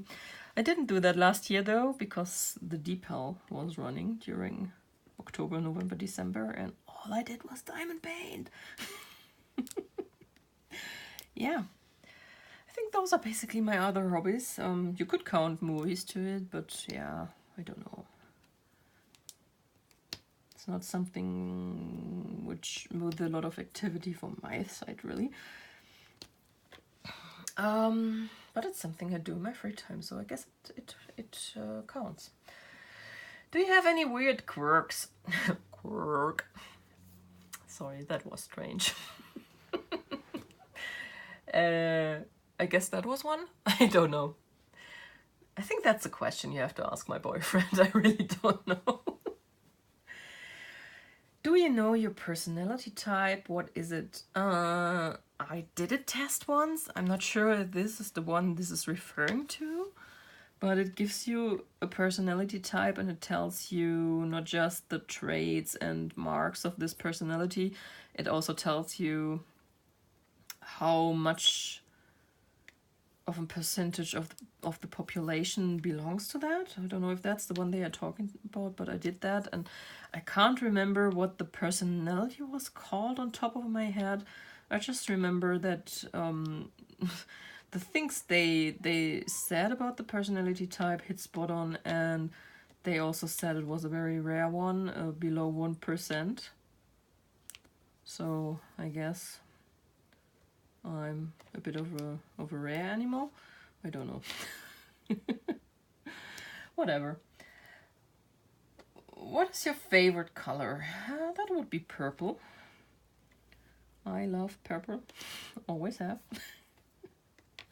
And it's really fascinating because the diamond painting community is the first community where I've met so many people who say purple is their favorite color.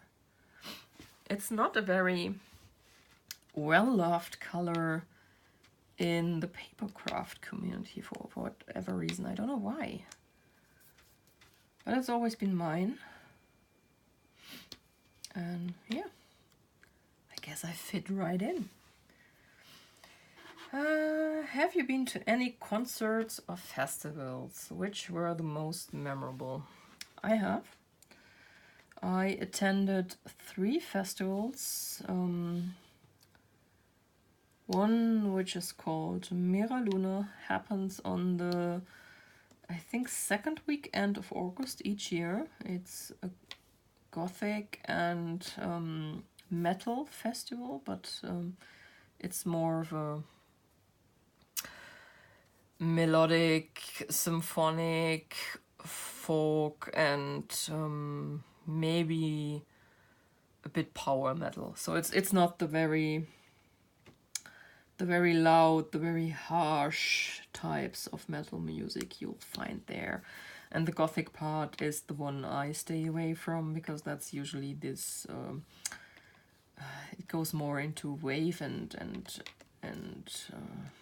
it's very techno-y. I'm not a fan of that.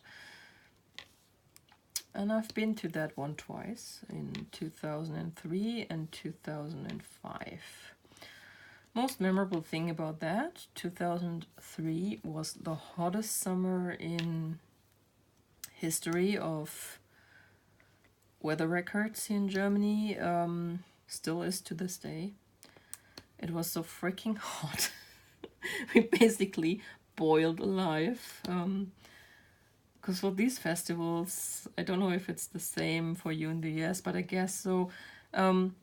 You spent the weekend in a tent. You sleep in tents on the festival ground.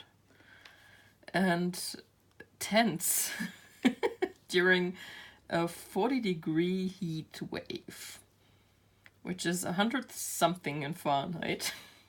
It's not fun. On the other hand, 2005, it rained cats and dogs. We never got dry during the whole weekend. It was just impossible. It rained, it rained, it rained, it rained. Everything was muddy.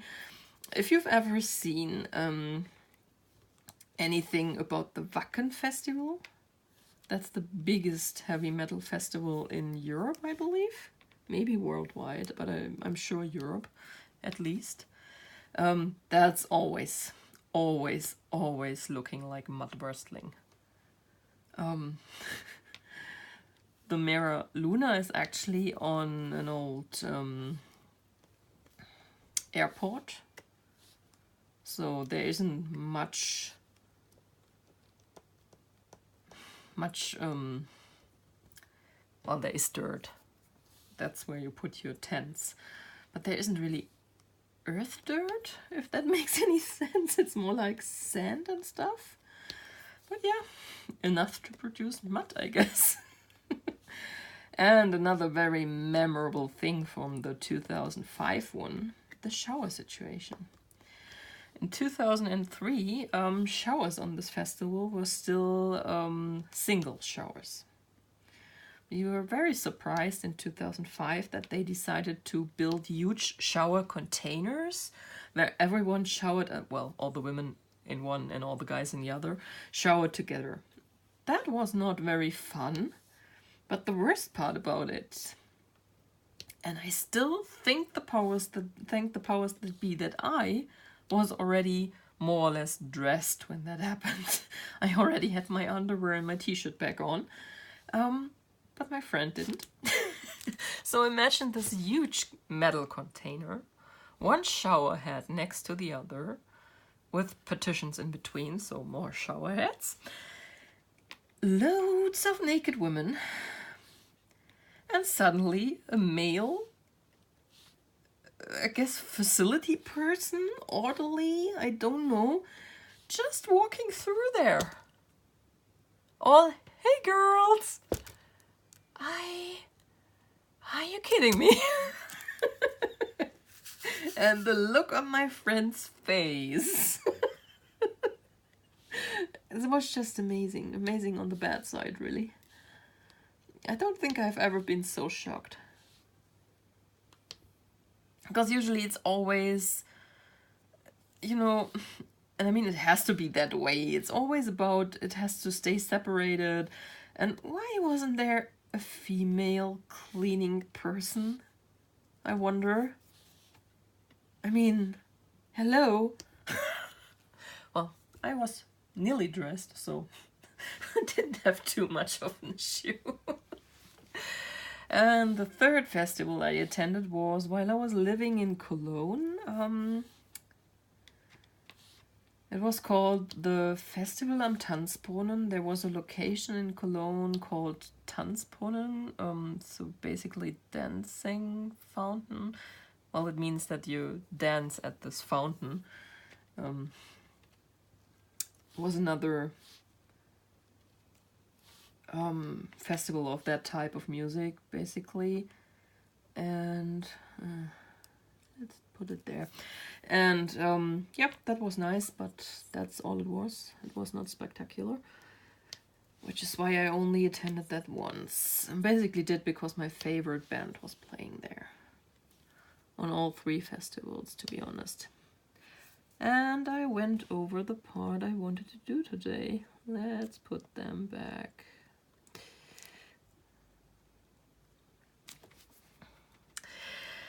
So those are the festivals. I attended a few concerts as well. One was for a band called Nightwish. I don't know how popular they are in the US, but my European friends probably know them. They are a melodic metal band, and the concert I attended was so long ago that Tarja Turunen was still the lead singer of that band. I think they are now on the third singer, and I just realized those are over the line as well. If you're wondering what I'm doing, I determined that I wanted to do this section today, and I just went over the line, and now I am extra about it. Okay, so Nightwish, yeah, I love this band, but I didn't love the concert.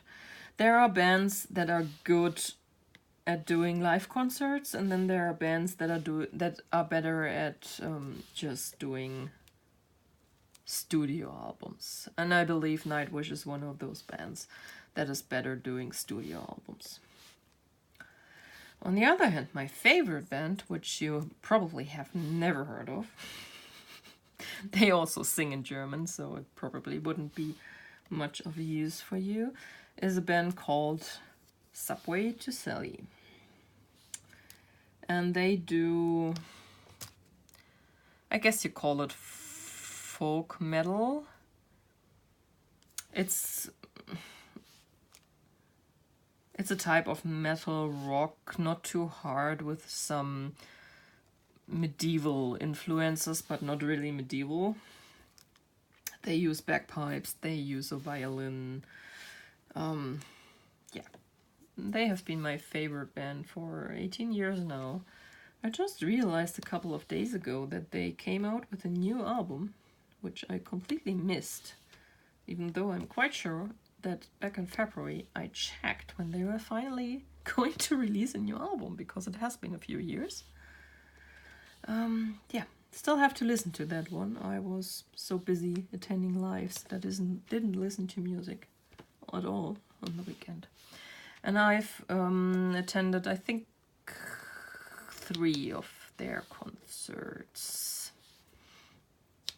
And the lead singer of that band had another project going. I don't know if it's still going, but he had a separate band. And I attended a couple of these concerts as well. It was a much calmer type of music. Yeah, it was very no, not a cappella. They did a couple a cappella as well, but it was mostly instrumental, non-electronic stuff. So that was also very, very nice, because those were very small, intimate concerts. And one of the funniest things was that during those concerts, they had a bottle of whiskey, which they handed to the audience and let go around.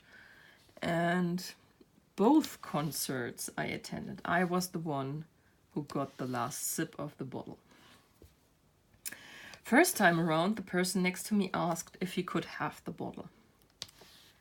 and I didn't think anything of it. I gave it to him and he had it signed by the band after the concert. I thought, damn, I could have done that. And then the next time the concert came around, the bottle came around again, and I thought that would be such a strange coincidence. And when this bottle came to me, there was one very large sip. No, I don't like whiskey, but it was a mouthful. Yeah, I did it. That bottle was mine.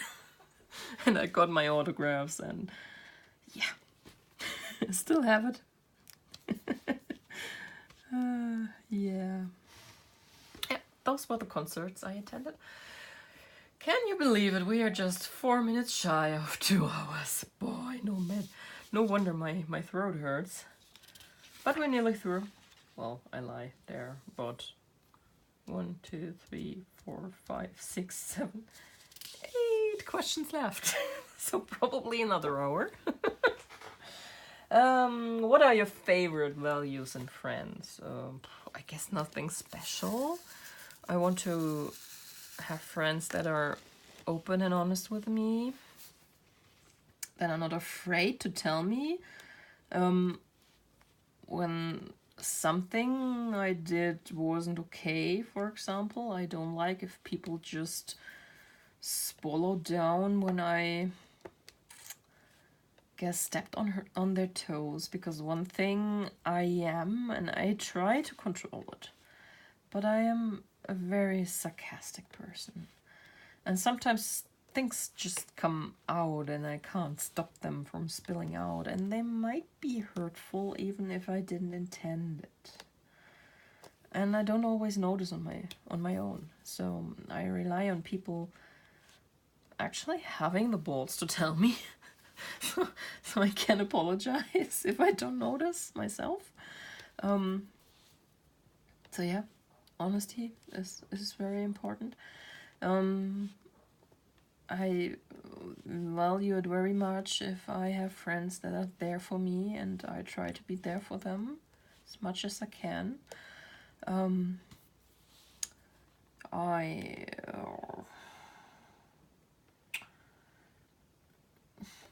I guess if you're friends with me, you have to realize that sometimes I'm a bit of a hermit.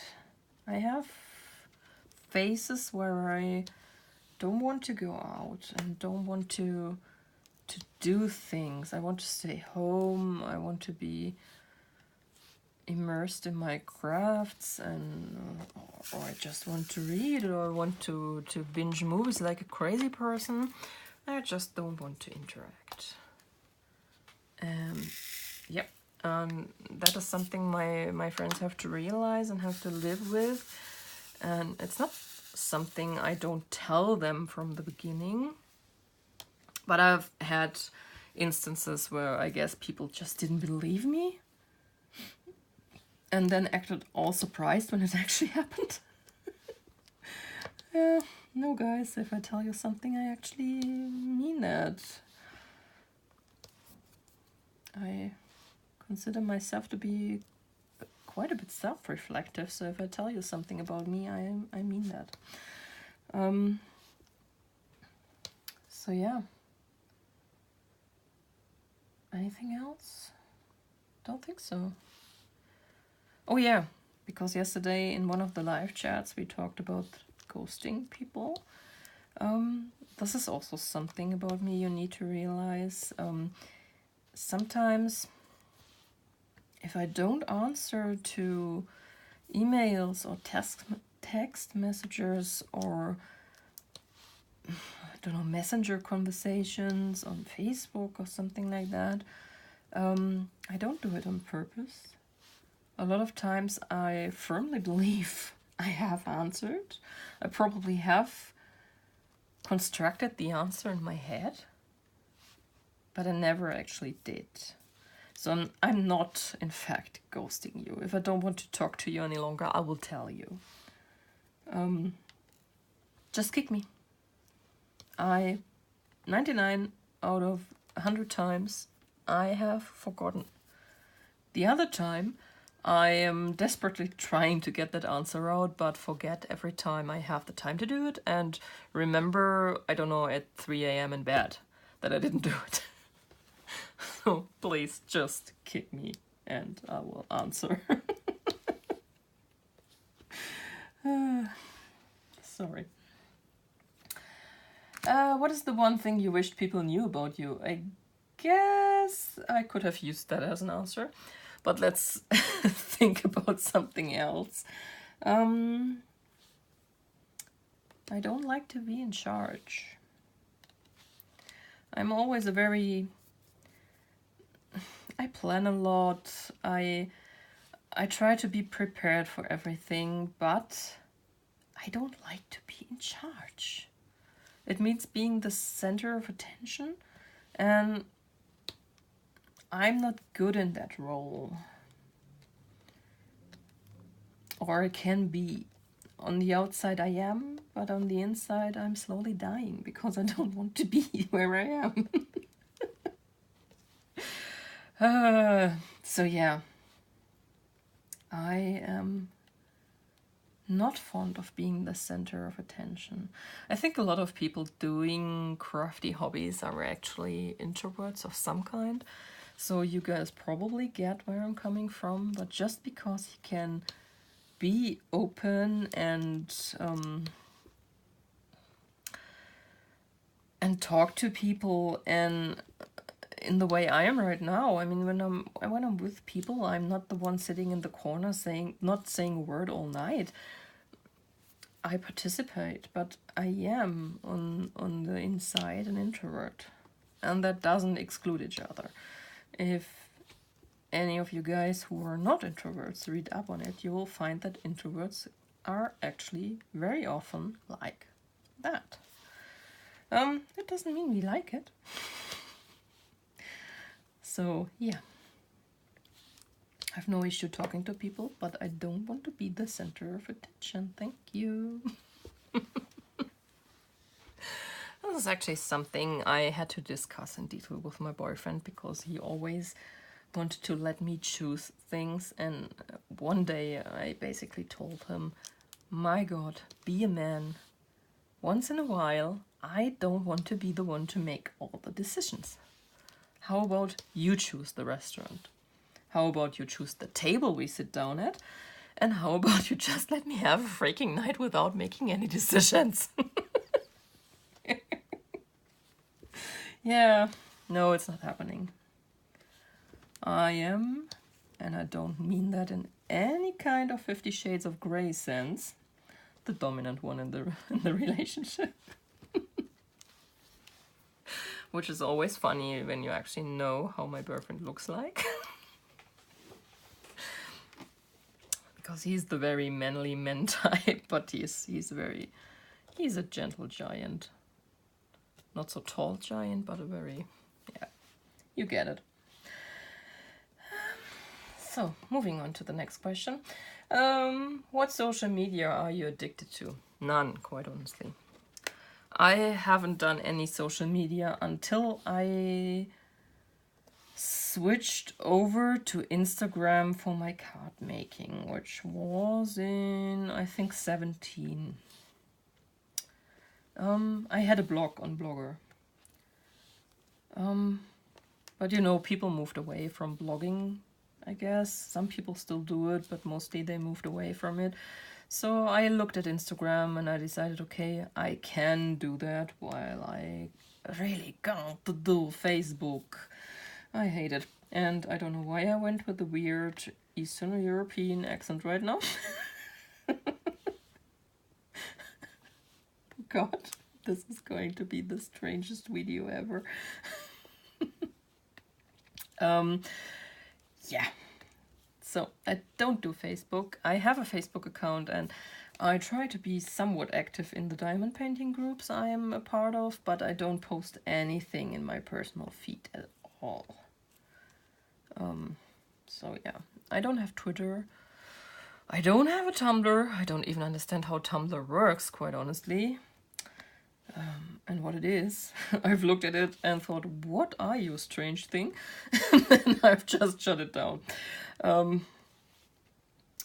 I guess if YouTube counts as social media, I'm quite active on YouTube as far as watching things goes, and maybe this will be the start of my very active creator career. We'll see. I don't know. How many times have I said I don't know in the last 2 hours? I would like to say I don't know. Yeah, so no, not really addicted to any social media. I'm strange. How do you get along with your family? Alright, my family. I only know the parts of my family that belong to my mother's side. My father decided, I don't know when exactly, I think when I was still very small, to not keep in contact with any of his family. And if I see correctly here, and I do, I have gone over the line here as well. Okay, I'll pick those off, or just leave them there and put them into position when I do the last section. Okay. Yeah, I'm strange.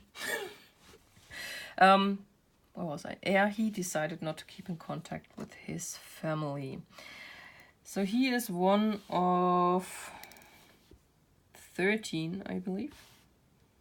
I can never remember if they were 13 or if he had 13 siblings. So he's either one of 13 or 14. Several of his siblings are already dead. My dad is 73, so and he's the youngest, so it's not a surprise that some of his siblings aren't alive any longer. I don't know any of my cousins from that side. I don't know any of his siblings. I don't remember my paternal grandfather because he died when I was about 2. And my paternal grandmother, I think she died before he even met my mother. So she never knew her.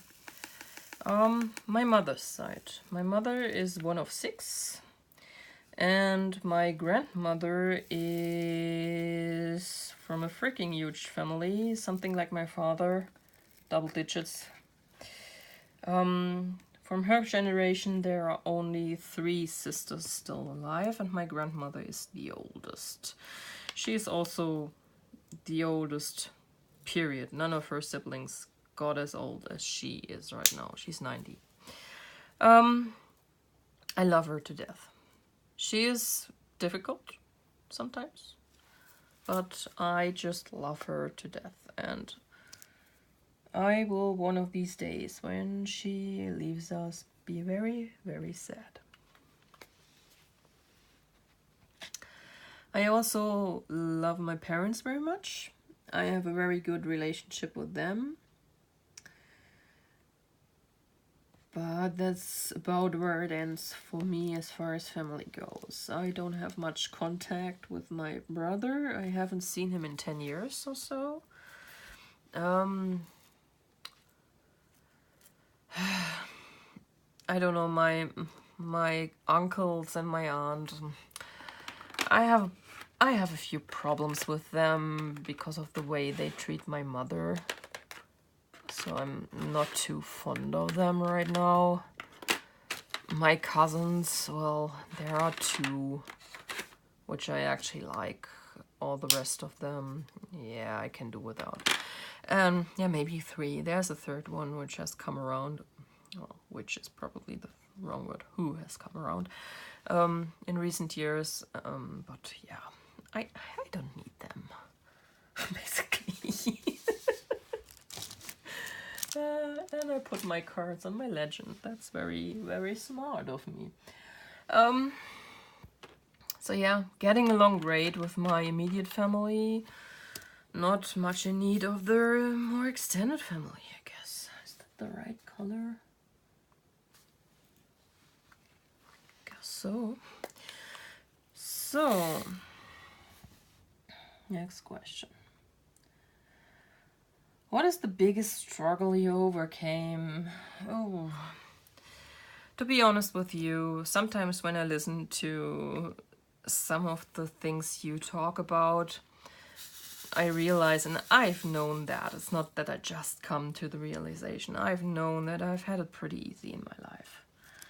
There hasn't been a lot of struggle. I had a great supportive family who made it as easy on me as possible all the time. Family being my parents. Even though I was always the not good at sports, not pretty, not interested in girly stuff, nerd kid that was overweight and wearing glasses, I wasn't bullied in school. I always had at least a few friends, and I had it pretty easy when I transitioned from school to work too, because I found a position for the infirm training on my third try, and I stayed with this company afterwards until it was bought up by a different company, stayed with that company until they sold me. So yeah, I've had it pretty easy. Found my boyfriend in school and kept him. But I guess there was one time in our lives, and I hinted at it earlier, it was when we decided to move back from Cologne to our hometown, Rüsselsheim, when things weren't that easy. That was because of some struggle my boyfriend went through. And I'm not going to go into detail about that because I'm not sure how comfortable I feel about airing this on YouTube. But it was a big struggle, and I guess a lot of relationships would have ended at this point. He didn't cheat or anything, but it was still a major thing, and I guess relationships have died of lesser problems. But we got through it. It took years, but we got through it, and I think we are better now for it. And I guess that was the biggest struggle we had to go through, because while it was his struggle primarily, I was of course caught in the middle because I'm his partner. I'm involved in everything he does or doesn't do, and we struggled financially because of this situation, and I was the only one having an income for many, many years. About 6.5 years, to be exact.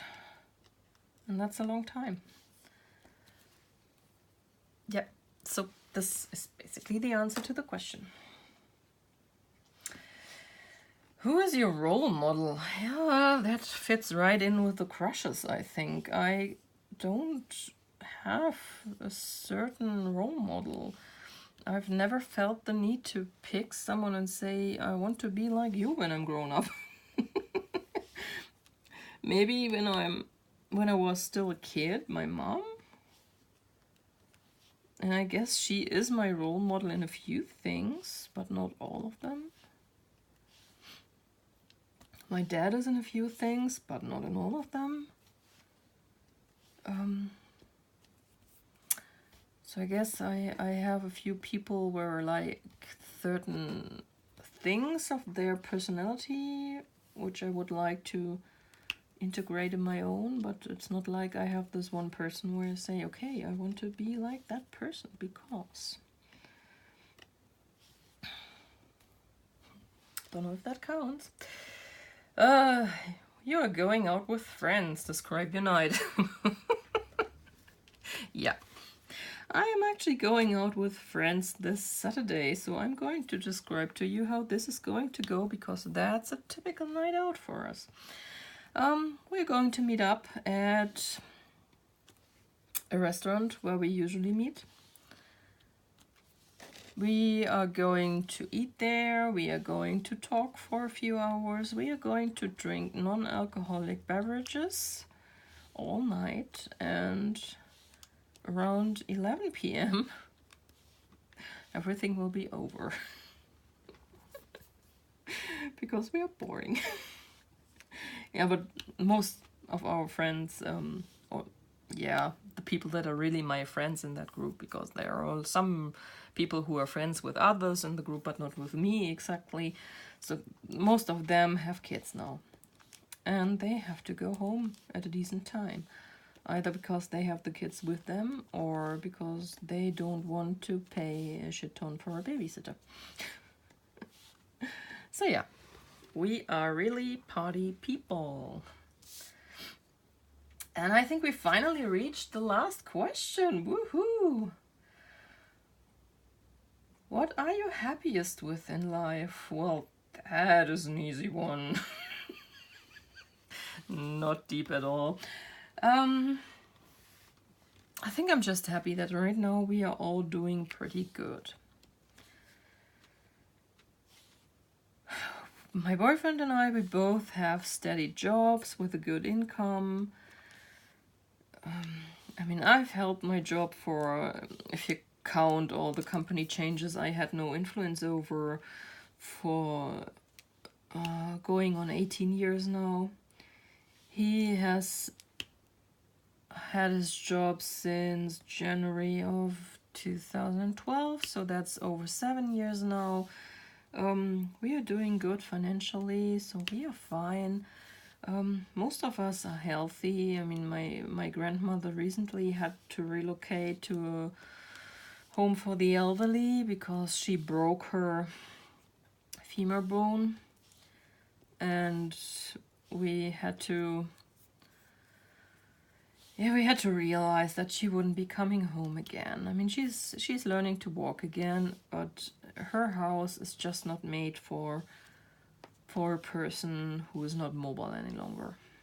And she really isn't. I mean, she can walk, but she needs a rollator. And it begins with the bathroom in her house, which she can't use any longer, and it can't be relocated anywhere. And yeah, so she had to move. I think she is now, we struggled for a few months, but she is happy now where she is. She's doing good. I think from a social standpoint, as in interacting with other people, it's such an improvement because she has been home alone all the time. Her only interaction was when one of her kids visited her. I mean, they visited her every day, not all of them every day, but the 4 living in the direct vicinity, they visited her in a rotation every day. But that was all the interaction she had, and now she is in this home where they have something to do every single day for the people, and she's having fun, so that's good. My mom and my dad, they are both experiencing a few health-related issues, but they are not very surprising considering that they are people who have worked for over 40 years in their lives, and they didn't have cushy jobs like I did. I'm an office person, but my parents did. They did, I don't know if you can call it manual labor, but my mom was in retail and my father was an electrician. So they were up and about all day and not sitting on their butt like I am. So they are having some issues which stem from that, but it's not too bad, and I guess it's just something you have to realize will happen at some point in your life. But otherwise we're doing good. So I guess that's what I'm really happy with. And I have my kitties, one of which is awake right now, so cleaning her fur, probably starting to grumble at me any minute now. And I love these little buggers, I'm very happy with them. Count your blessings, I guess. And that's it. That's the get to know me tag. And if you're still with me, I would like to thank you very much. I hope you enjoyed that. And if you want to know more, please leave a comment. Ask me questions if you want to. If you like this video, this long video full of my rambling, like it. Maybe if you would like to subscribe, I have nothing against that either. And I guess we might see each other soon here. I plan to do an unboxing soon. Alright guys, have a great day, and talk to you soon.